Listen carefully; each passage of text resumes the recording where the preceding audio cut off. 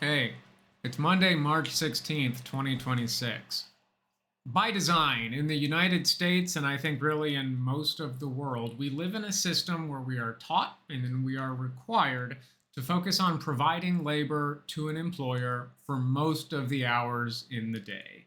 And not just most of your waking hours numerically, they're the best hours in terms of the ability for your mind to think critically, at least for white collar jobs.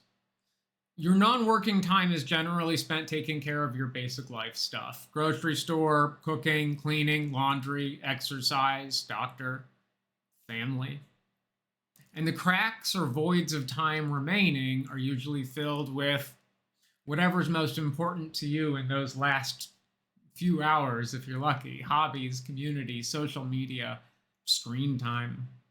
If you've taken one or two costly life paths, such as starting a family, living, especially renting, in a high cost of living area, or the involuntary you got real sick and slammed with medical debt, not to mention any number of irresponsible fiscal choices that you can make, well, you're probably still living in survival mode financially. If you've made both the right choices and have come from privilege, and you got generally lucky, or at least spared from really bad things that you didn't have control of, you might be on track to retire at 65 or whatever your Medicare kicks in by the time you're that old. Healthcare costs in the US in 2024 were over double per capita than the international average at $14,885 per person. This is not new. In 2012, according to a Kaiser Family Foundation study referenced by Minnesota State Senator John Marty in his 2016 book, Healing Healthcare: The Case for a Common Sense Universal Health System, healthcare costs per capita followed that same trend. But in 2012, those costs were $8,745 per person. That's an increase of about 70% over that 12-year period. Unlike other countries, in the US, our medical costs are very high, but our utilization rate is relatively low. The US has about half as many in person consults with physicians as other first world nations. Have you ever seen somebody not seek care because they didn't want to get charged over $100 to get told to get more rest and drink water? Or maybe just have a few tests run that return nothing? The cost of many drugs here also remains inaccessibly high, while we see continued advertising budgets of pharmaceutical companies, not only in the traditional broadcast TV ad space, but also in things like news sources running stories about the what if possibilities of GLP drugs past weight loss. The market cap of the insurance industry in the US is astronomical, something like $1.7 trillion as of January 2025. And that was over a year ago, a year which has been an incredibly good business environment for them. This infographic from visualcapitalist.com shows a great representation of how that is divided up, with some of the biggest bubbles on health insurers like United Health Group, Cigna, MetLife, Elevance Health, and Humana.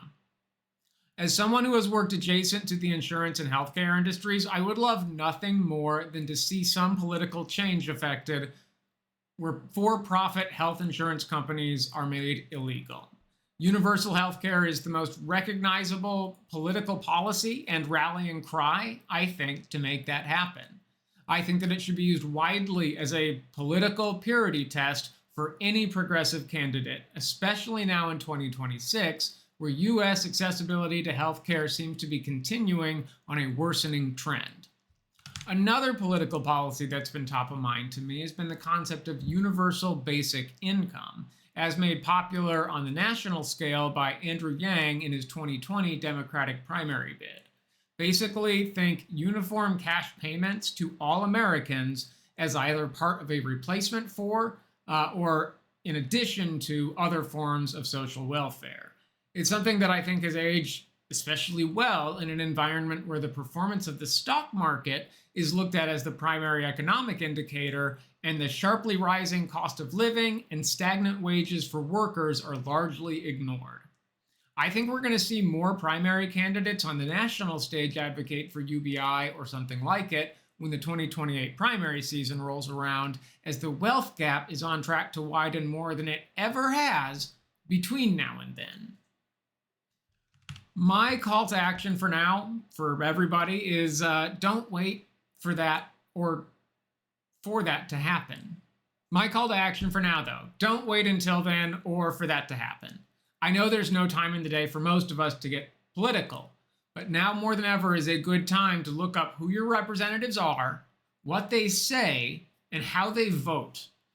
Getting the right people into government in primary elections is more important than just checking D or R at the ballot every 4 years. Okay, so here is the practical step that I'm going to recommend that you take to help fix this. Go to www.270towin.com/elected-officials. That link is in the description, and put in your zip code. It'll tell you who your US and state representatives are. Look them up. Look up their backgrounds on Wikipedia, see how long they've been in office. And with a bit of Googling and usually a state website for your state representatives, you can usually find out what they're voting for and, significantly, what bills they have authored and introduced to legislature.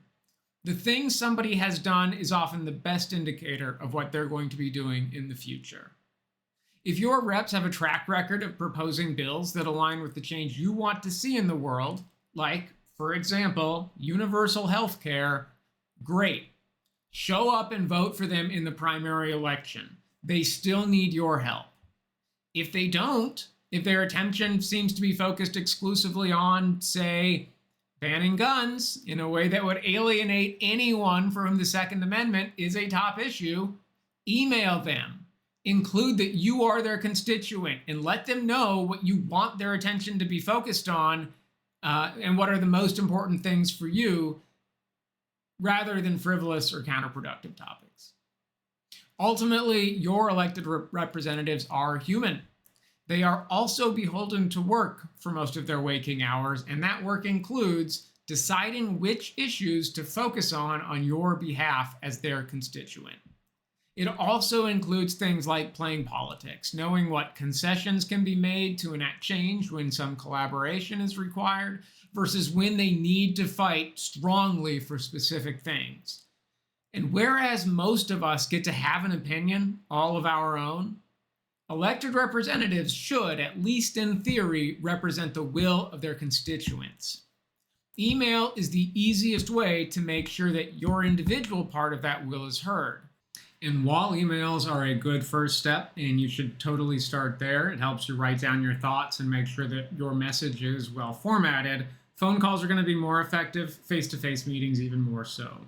And more powerful than any of those is going to be organizing within your community or within the community of constituents you have under a given representative or given office to make sure that that specific issue is not just coming from you.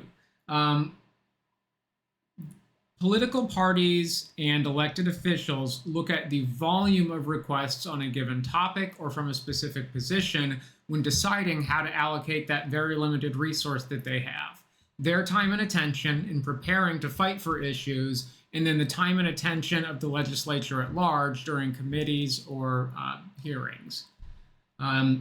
So organizing is the logical next step. You hear or have probably heard that organization is important, but really what that organization needs to be can be as simple as getting multiple people to send the same message to your elected officials. There are other ends from which organizing can make a difference. Submitting resolutions during a caucus is a pretty concrete example here in Minnesota. But at its core, you just need to find people with the same strongly held important belief. Make sure you're on the same page, sending the same and not contradictory messaging, but making sure that that's the issue that hits your elected officials' inbox more than anything else. So yeah, make universal healthcare your most important issue and work with your neighbors to send it to your elected representatives, please. And thank you.